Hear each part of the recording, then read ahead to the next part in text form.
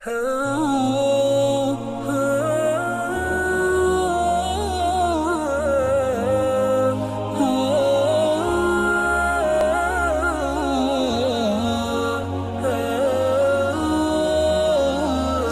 ملګری یو سوال کړی دی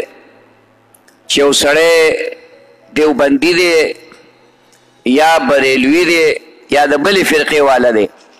او دی د خپل مسلک نه بغیر بل عالم پسې خبرې کوي نو دا څنګه ده بل عالم پسې خبرې کول نه دي پکار کم از کم هغه هم عالم دی البته که د هغه عقایدو کې څه داسې فرقي او تا ته معلوم وي چې د ده عقیده خرابه ده دی په دې خلکو کې شرک خوري دی په دې خلکو کې بدعت خوري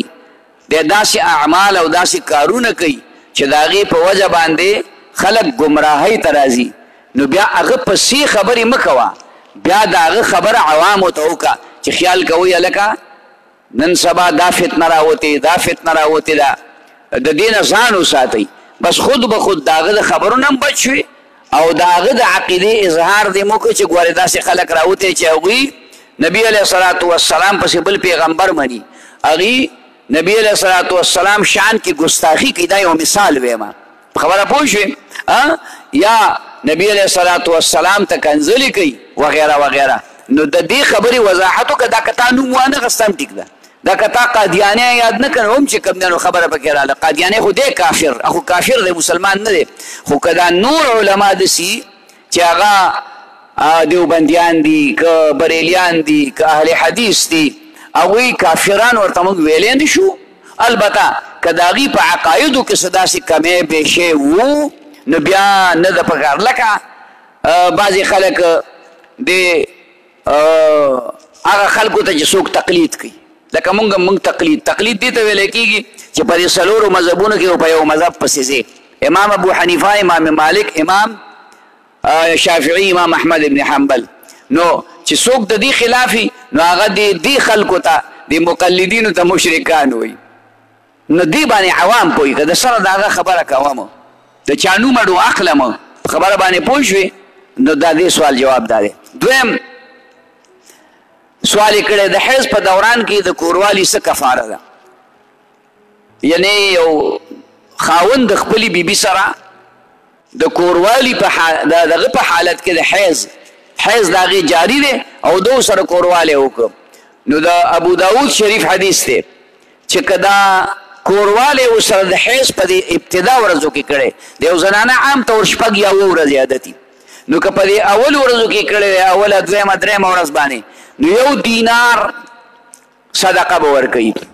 او که چرتې په آخره کې کړی دی شپږ ورځې پس اووه ورځې پس یې کړی دی لا پاکه شوې نه ده نو 1.5 دینار به ورکوي دینار د دینار نه د هغې نه اوس په دې وخت کې په جوړېږي په خبره پوه شوې په زرګونو روپۍ 20 دیناره د هغې نه تقریبا 9 تولې سره زر جوړېږي نو بس یو 70,000 روپۍ تاوان یې وکړو په خبره پوه شوې صبر دی کوي ګزاره دی وکړي په خبره باندې پوه شوې اول کې دی یا په حیض په حالت کې قرآن کې الله وي یسألونک عن المحیض قل هو اذن فاعتزلوا النساء في المحيض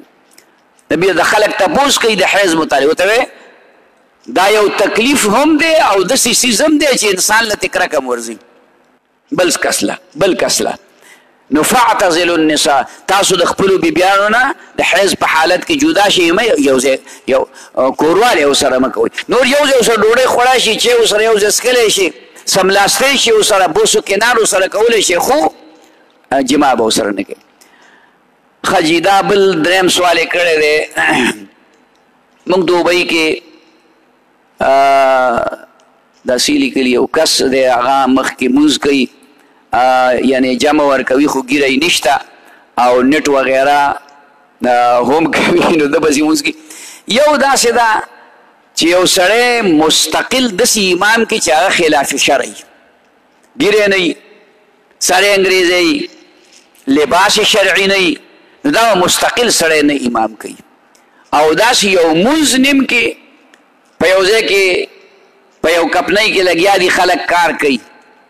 او هلته کې چې کوم دی 10 کسان دي 8 کسان دي 15 کسان دي ډېر دي لږ دي نو په دې کې چې چا ته قرآن ښه یادي د چا الفاظ ښه برابري بس هغه د مخکې چې مونځ دې وکړي خیر دی دا نټ وغیره کول دا د هغه خپله ګناه ده د خپل جرم دی خو د یو وخت مونځ پسې کېږي مستقل امام به نه جوړی مستقل امام به چې کوم دی هغه باشریته انسان وي هغه به مستقل امام جوړی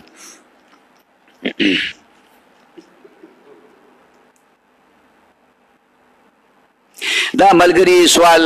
تپوس کړی دی چې د نیم سر درد دپاره څه وظیفه نیم سر یا په ټول سر درد دي دا بسم الله الرحمن الرحیم 11 پیرې مخکې ته یو پیره درود شریف دا وایا او په دې ښی لاس باندې شف کوه په سر چې دړي په هغې باندې ږده 3 پیرې دا عمل وکړه بیا چې کوم دی پیرې بسم الله الرحمن الرحیم بیا درود شریف بیا په دې ښی لاس شف کا په دې سر کېده دقسې بیا وکړه 3 پیرې انشاءالله چې خدای پاک به د سر درد ښه کړي دا د مثانې کې دا